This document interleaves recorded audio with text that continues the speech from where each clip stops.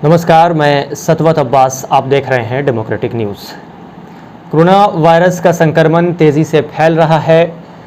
आप जो तस्वीरें लगातार समाचार के माध्यम से देख रहे हैं उसमें कब्रिस्तान, शमशान घाट और अस्पताल के बेबसी की तस्वीरें आपको दिखाई जा रही हैं।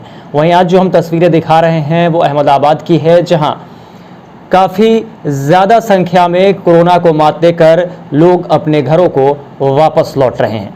ये तस्वीरें अहमदाबाद की हैं, जहां ये जितने संख्या में लोग आपको दिख रहे हैं ये कोरोना के मरीज़ थे जो अब ठीक हो गए हैं। तो कोरोना को लेकर किसी अफवाहों में आप बिल्कुल ना आए। कोरोना कोई ऐसी बीमारी नहीं है जिससे आपकी जान जा सकती है, तो इसको लेकर आपको डरने की आवश्यकता नहीं है। कोरोना को लेकर आप बिल्कुल भी पैनिक ना हो, घबराएं नहीं। कई जगह से जो सोशल मीडिया पर मदद की गुहार लगाई जा रही है, कई लोगों से हमने भी बात की, तो हाल ये है कि उनके परिजनों ने उन्हें छोड़ दिया है और कोई उनकी सहायता नहीं कर रहा है। इस तरह की तस्वीरें भी निकलकर सामने आ रही हैं। तो कृपया करके ऐसा न करें। आपके आसपास अगर पड़ोस में किसी को कोरोना हो जाता है या आपके परिवार में कोई सदस्य कोरोना संक्रमित है तो कृपया कर आप उनकी देखभाल करें, उनको सपोर्ट करें, उनको यूं ही अकेला नहीं छोड़ें। इससे वो मानसिक तौर पर ज़्यादा बीमार हो जाएंगे और उनके लिए ख़तरा बढ़ जाएगा। तो ऐसे लोगों को आप सपोर्ट करें, उन्हें मोटिवेट करें, ना कि उन्हें अलग थलग कर दें, बिल्कुल से उन्हें छोड़ दें। ऐसा उनके साथ बिल्कुल ना करें। उनके साथ गैर जिम्मेदाराना व्यवहार बिल्कुल ना करें। उनके साथ सौतेले जैसा व्यवहार ना करें। वो भी एक सदस्य हैं, आपके आसपास के ही सदस्य हैं, आपके परिजन हैं, वो आपके परिवार के सदस्य हैं, तो उनके साथ इस तरह का व्यवहार बिल्कुल ना करें। प्रिकॉशन का इस्तेमाल करना बिल्कुल सही है, आप प्रिकॉशन लें, लेकिन मानसिक तौर पर बूस्टअप करते रहें अपने मरीज को। यह सबसे ज़्यादा ज़रूरी है, क्योंकि लोग जो हैं, जिस तरह से दिखाया गया है समाचारों के माध्यम से और जिस तरह से डर का माहौल पैदा किया गया है, तो ज़्यादातर लोग उससे घबराए हुए हैं। तो बिल्कुल इस तरह की अफवाहों पर ध्यान न दें। कोरोना कोई ऐसी बीमारी नहीं है जो आपकी जान ले सकती है। आप लापरवाही नहीं बरतें, आप प्रिकॉशन लें, लेकिन कोरोना से घबराएं नहीं। हम सबको मिलकर कोरोना से लड़ना है और जीतना भी है। तो ये तस्वीरें हैं, ये तस्वीरें आप देखिए अहमदाबाद की, जहां कोरोना को मात देकर ये सारे लोग लौट रहे हैं, अपने घरों को वापस जा रहे हैं। तो पहले ये तस्वीरें आप देख लीजिए, बाकी बातें आज होंगी बिहार के दरभंगा जिले की।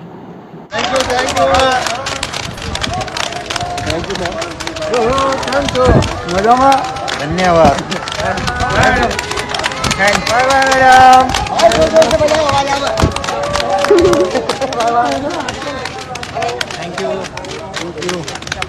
क्या बोल रहे हो? Bye bye. Thank you madam. कमरा सालों की लक्ष्मी देनु काम कर गई, लक्ष्मी देनु काम कर गई। हाँ, बाय बाय।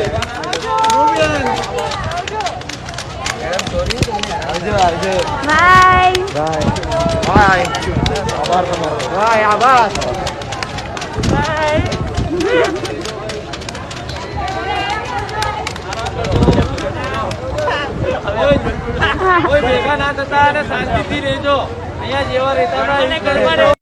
तो जिस तरह से तस्वीरें आपने देखी, अहमदाबाद की ये तस्वीर है, जहां अस्पताल से जो कोविड सेंटर बनाया गया था वहां से सारे मरीज ठीक होकर वापस अपने घर को लौट रहे हैं। काफ़ी खुशी देखी जा रही है उनके चेहरे पर, वो तालियां बजा रहे हैं और ये बता रहे हैं कि हमने कोरोना को हरा दिया है। आप भी हरा सकते हैं।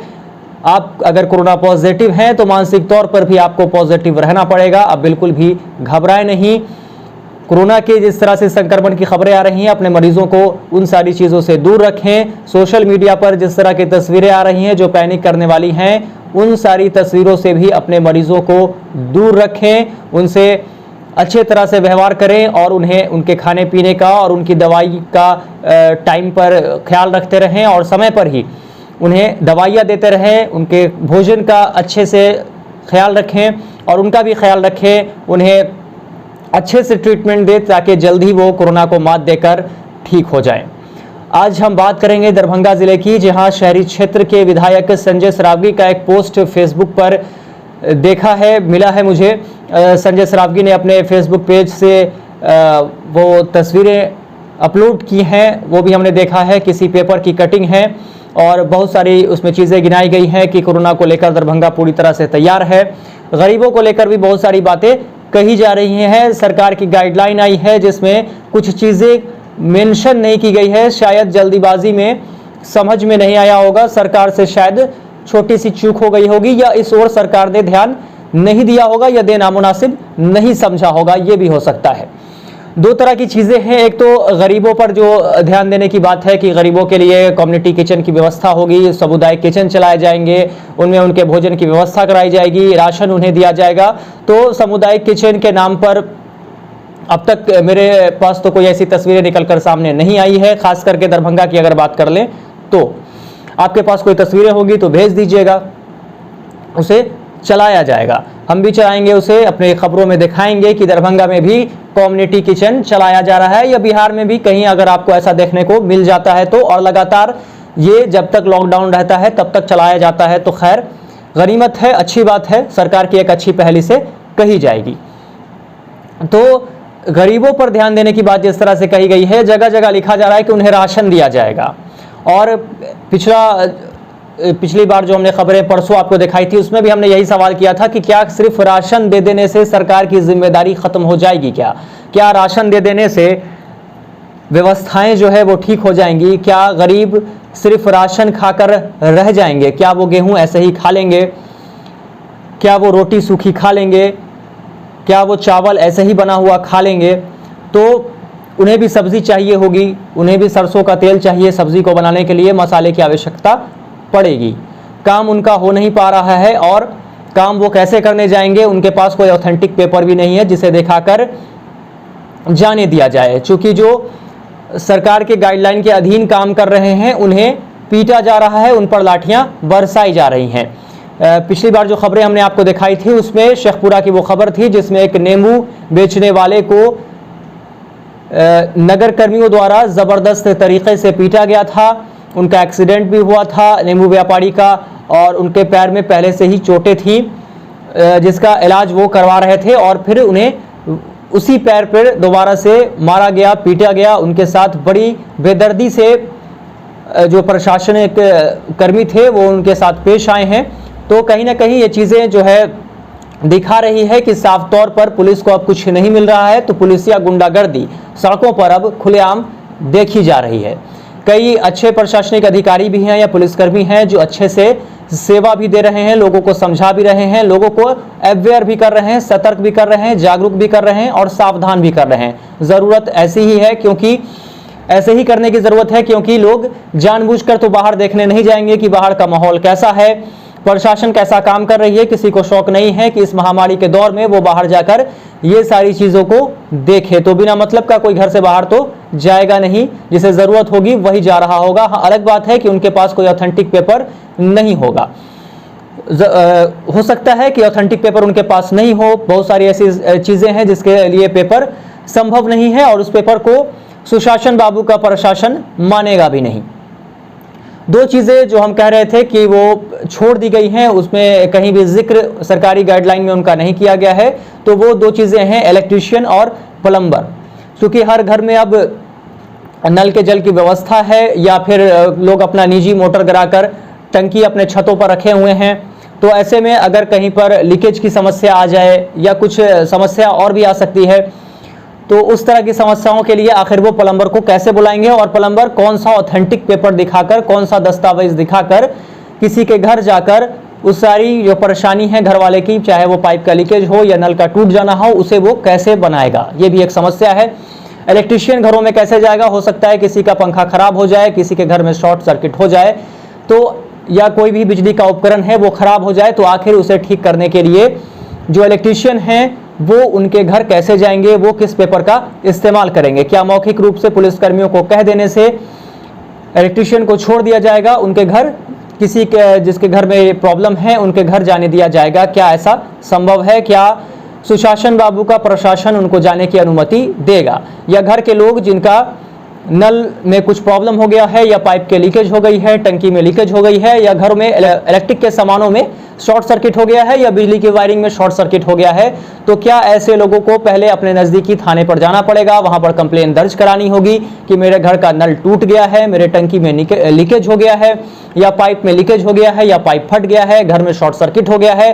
फिर थानेदार साहब जो होंगे, थानाध्यक्ष, वो वहां पे कंप्लेन लिखेंगे, वहां पे कोई एक दस्तावेज तैयार किया जाएगा, फिर वो दस्तावेज अपने इलेक्ट्रीशियन या प्लम्बर को उसकी सॉफ्ट कॉपी व्हाट्सएप के माध्यम से भेज देंगे और तब उन्हें आने की अनुमति मिलेगी। तो आखिर इसके लिए भी सरकार को सोचना चाहिए, क्योंकि ये एक मूलभूत सुविधा है और इससे लोग वंचित हो जाएंगे, क्योंकि घरेलू उपकरण है, ये कभी भी खराब हो सकता है, मशीनें हैं कभी भी खराब हो सकती हैं, तो इस ओर भी सरकार को ध्यान देना चाहिए। लेकिन इसका कहीं पर कोई जिक्र नहीं किया गया है। शायद सरकार ने मुनासिब नहीं समझा होगा, या जल्दीबाजी में जो फैसला लॉकडाउन का लिया गया है शायद भूल चूक हो गई होगी, सरकार की समझ में नहीं आई होगी, भूल गए होंगे साहब कि इसको भी मेंशन करना है या ये भी ज़रूरी है। तो हो सकता है इसके लिए अब कोई नई गाइडलाइन लाए सरकार, या इसके लिए कुछ व्यवस्था की जाए। इस विषय में सरकार को शायद सोचना चाहिए, मंथन करना चाहिए मेरे हिसाब से। तो जिस तरह से व्यवस्था का दावा किया जा रहा है, व्यवस्था आपके सामने है, लेकिन उससे घबराना नहीं है। सरकारी दावे हमेशा से ऐसे ही ऊंचाइयों पर रहे हैं। धरातल की तस्वीरें और उसकी हकीकत जनता जानती है, तो जनता अब उसको चीज़ों को समझ चुकी है। अब समाज सेवी मैदान में हैं और वो लोगों की सेवा कर रहे हैं। तो आप सरकारी व्यवस्था के भरोसे बिल्कुल मत रहिए, सतर्क हो जाइए, जागरूक हो जाइए, सावधानी बरतिए। कहीं भी जाइए तो मास्क लगाइए, बिना ज़रूरत के अपने घरों से बाहर मत निकलिए, बार बार साबुन से हाथ धोते रहिए।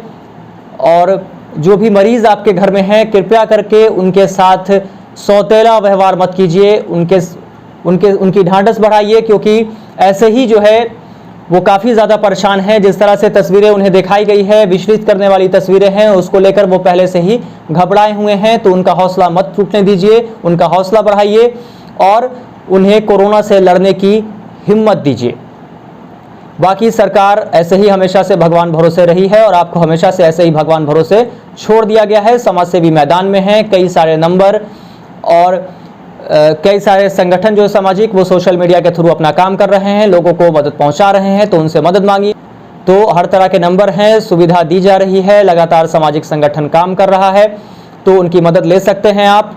अपने मरीजों का ध्यान रखिए, अपना ध्यान खुद ही रखिए और घर में रहिए, सुरक्षित रहिए, मास्क पहनते रहिए, साबुन से हाथ धोते रहिए। नमस्कार।